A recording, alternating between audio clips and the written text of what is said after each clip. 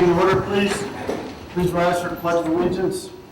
I pledge allegiance To the flag of the United States of America and to the republic for which it stands, one nation, under God, indivisible, with liberty and justice for all. Roll call, please. Here. Colesima, Present. Hatch, Here. Wilczewski, Here. Readers, Here. Fundelter, Here. Churlis, Teeling. Here. Quorum is established. Do we have any amendments to tonight's agenda? All righty, we do have a couple of presentations. We'll start off with one of my favorite things to do, and that's promoting one of our longtime officers to the rank of sergeant. So, Bear and Bob Johnson and Chief, if you would come up.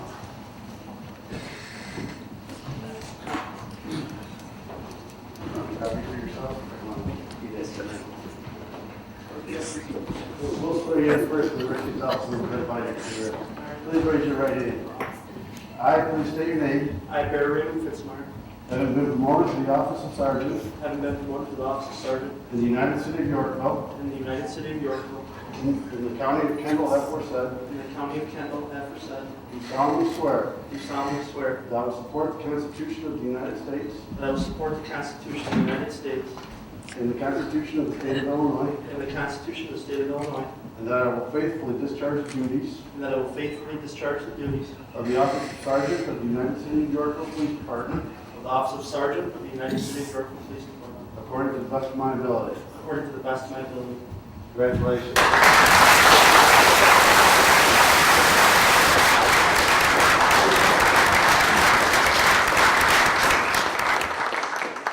Chief, I know Bear's been a long time officer. I think he was one of our first cadets, I believe, right? That's correct. Bear started in 2005. He was our very first cadet. He worked with us as cadet till 2008 when he was hired as a full-time officer. And in 2013, he went to our undercover drug unit, where he worked there for 2 years till 2015, when he was chosen to be one of the first members of our criminal intelligence team that is part of our CPAT team, but they focus on different types of crime issues. And this promotion is the result of him being asked to supervise that unit. Very nice. So congratulations again, and we're happy to have you. Thank you, sir.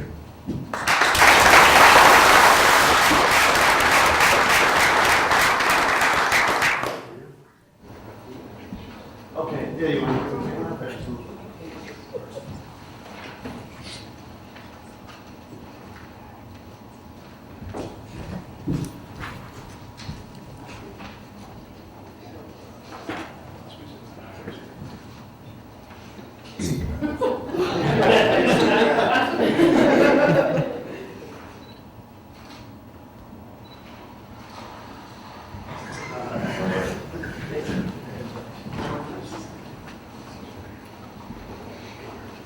Okay, next we have another recognition of Corey Johnson, retiring board commission member from our zoning board of appeals. Corey, if you would come up.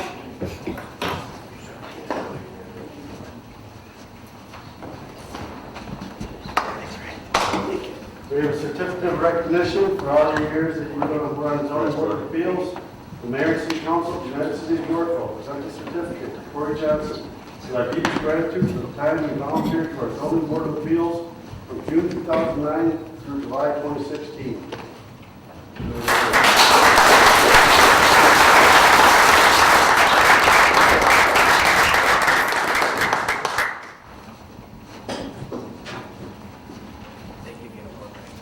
Okay. We do have a public hearing this evening. So we will go into public hearing for EDC 2016-47, boundary agreement between the United City of Yorkville and the Village of Sugar Grove.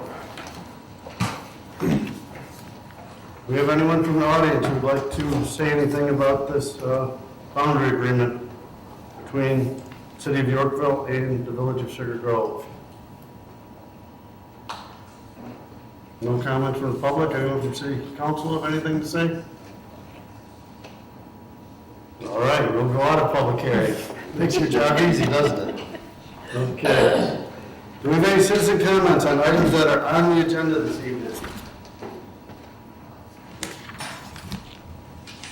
Hearing none, I will entertain a motion to approve the consent agenda. So moved. Second. Roll call, please. Solicitor, Aye. Wilczewski, Aye. Peters, Aye. Hillcrest, Aye. Cook, Aye. Teeling. Aye. Pat. Aye. Motion passed. Next, I'll entertain a motion to approve the minutes of the regular city council meeting of August 23rd, 2016 as presented.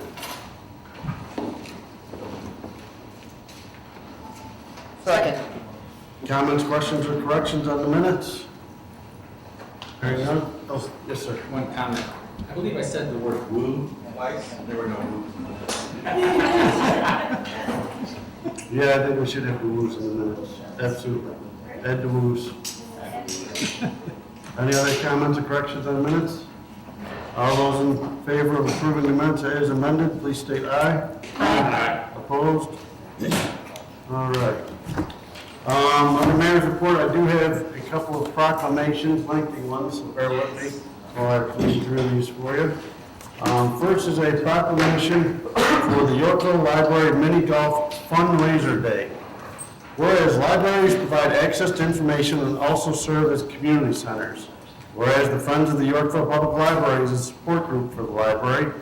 And whereas the Friends of the Yorkville Public Library strive to focus attention on library services and needs, and also help to strengthen and expand library services. Whereas the Friends of the Yorkville Public Library participates in fundraising for library projects, programs, and the purchase of special equipment. And whereas the Friends of the Yorkville Public Library will be holding a mini golf fundraiser on Sunday, January 29th, 2017, from 11 to 4 p.m. in the Yorkville Public Library. Now therefore, I, Gary J. Galinsky, Mayor of the United City of Yorkville, do hereby proclaim Sunday, January 29th, 2017, as the Yorkville Library Mini Golf Fundraiser Day in the United City of Yorkville, and encourage all residents to support the Yorkville Public Library by participating in this fundraiser day. I don't know how many aldermen have been there, or members of the public, but it is a lot of fun to play a little bit of golf and between the stacks of books. So if you can get out there January 29th, it's a fun day. Next, I have a proclamation that got to the city a little bit late. It's one we do every year.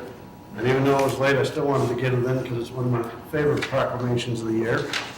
There's a proclamation for Constitution Week. Whereas the Constitution of the United States of America, the guardian of our liberties, embodies the principles of limited government in a republic dedicated to the rule by law.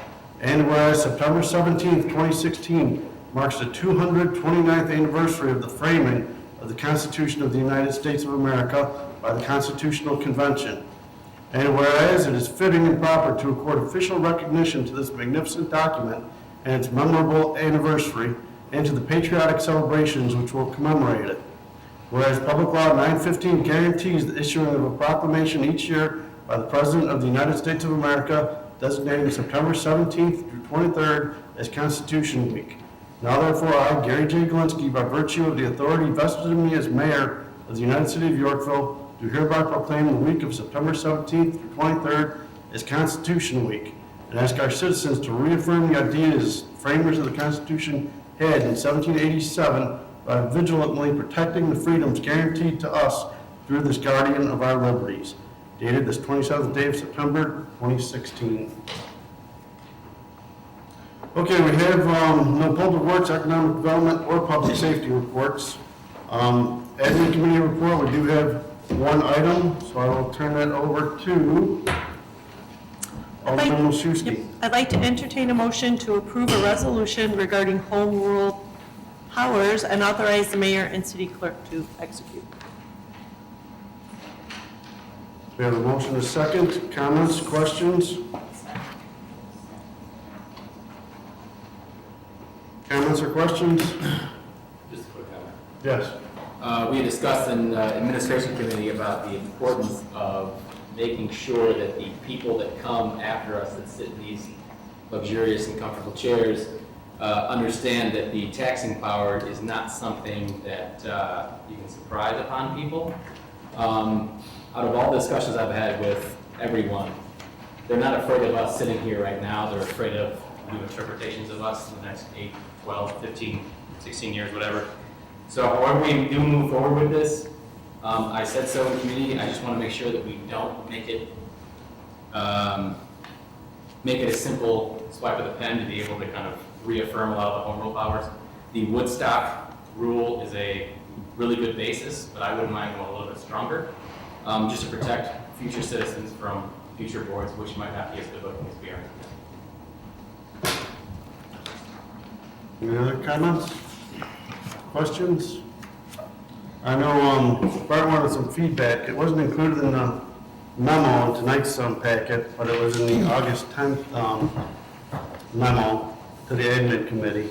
There's a copy of it on your desk.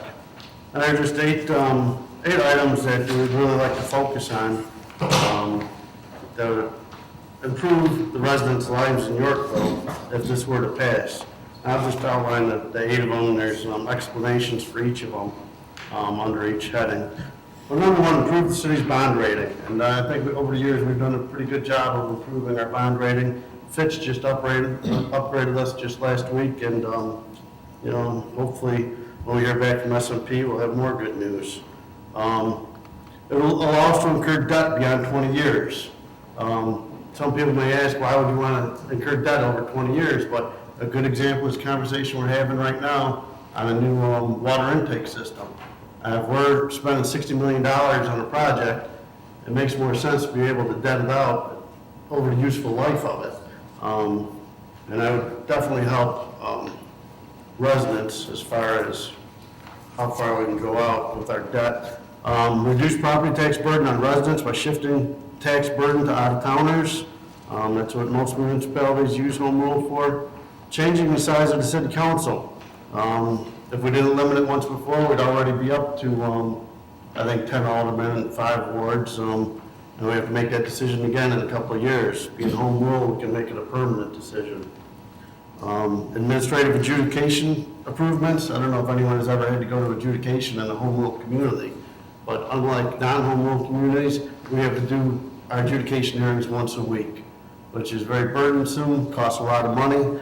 You go someplace that's home rule, they do it, Oswego, what do they do, once a month? Once a month. Yeah, saves tens of thousands of dollars right there, just that one small change. One thing that I get from a lot of people is, why can't you reduce our speed limits to 25 in our subdivision? Well, the default speed limit is 30. As a home rule community, that's something we could do without having to go through all the required steps to have speed studies and everything else to lower that speed limit, so that's a big one. Opt out of state unfunded mandates as they are created. I know Governor Rauner is trying to get rid of unfunded mandates, but they are still a part of our life, and as a home rule municipality, we'd be able to opt out of it. And then obviously modify the zoning and planning process. I know just recently in the news, we had all the residents of the apartment complex on the south side come to us with their mold problem. I tell you, as a non-home rule community, our hands are very tied on landlord-tenant issues such as that. And if we chose to take a more proactive role in that, or a bigger role in that, I mean, being home rule is definitely another tool in the toolbox to allow us to do that. So I hope that residents don't look at this as just a money grab, or a way for the city council to raise taxes or raise revenues, because it just gives us so many more tools to make everyone's life better. So I fully support this resolution and the referendum. So we will have a number of town hall meetings where residents can come and ask questions. We'll advertise those, and hopefully if anyone has questions, they'll seek any of the aldermen out or myself out and get their questions answered. Anyone else? I Yes, just sir. think the clarification needs to be put in place as far as the ordinance that's in there, as far as limiting the city's tax power, as far as what we're doing, because I think it's kind of confusing as far as, well, I don't think we're very clear on what that actually entails and what it's actually doing. And if I understand it correctly and read it correctly, we are self-regulating ourselves and reverting our powers back to, in essence, a non-home rule community. If we want to raise taxes, we have to have a public hearing, go through everything else, which is what we have to do now.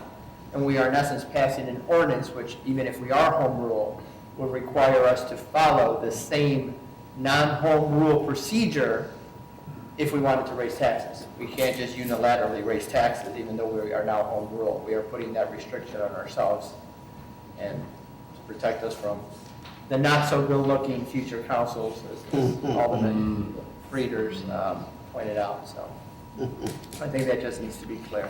Yes. Anyone else? Roll call, please. Pat, Aye. Peters, Aye. Wolfson, Aye. Lukasher, Aye. Wilczewski, Aye. Aye. Teely. Aye. Cook. Aye. Motion passes. And this is something that we looked at about 4 years ago, talking about doing home rule. We talked about it in the goal-setting session, and I remember, I think it was you, Carlos, that said, first we have to gain, a little credibility with the residents. We have to gain some trust from residents. I think 5 years lowering property taxes, turning around our budget situation, our fund balance situation, our bond rating. I just hope that we've earned that credibility. Okay, do we have anything from Park Board? No, we did not. Okay, any numbers in for hometown days yet? I should have something either at the next meeting or in October at some point. So we Okay. still have a few expenses that are trickling in. Okay, next we have Kendall Marketplace sign variance update.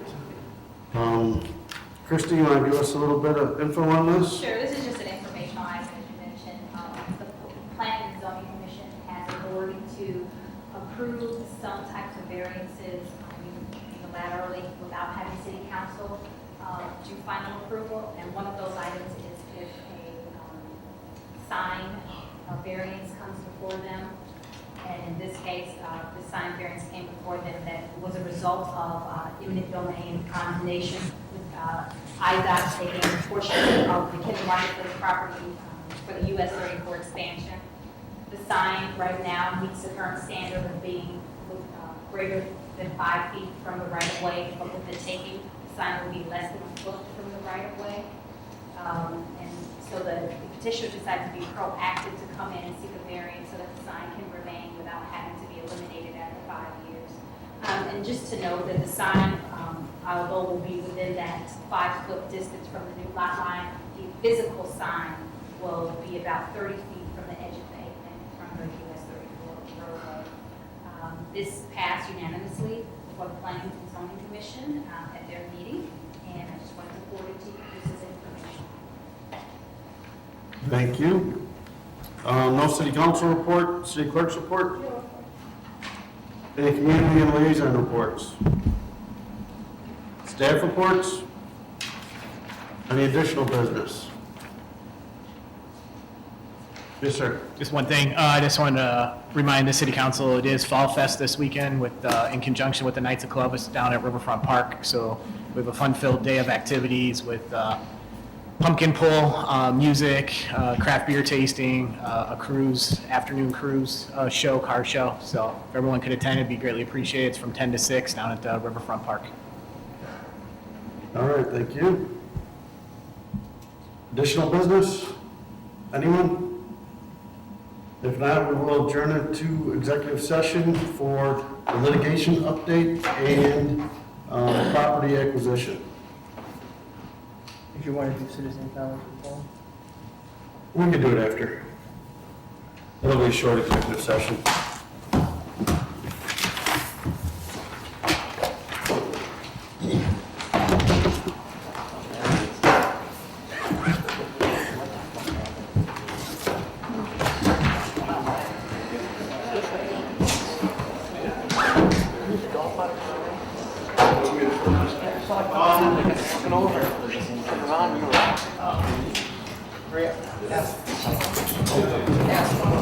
Okay, we're back in regular session. Oh, hurry up, 1 second.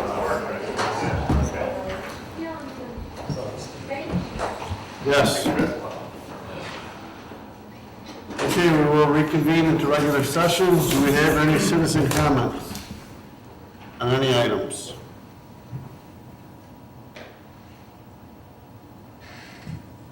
Hearing none, meeting adjourned. Thank you all.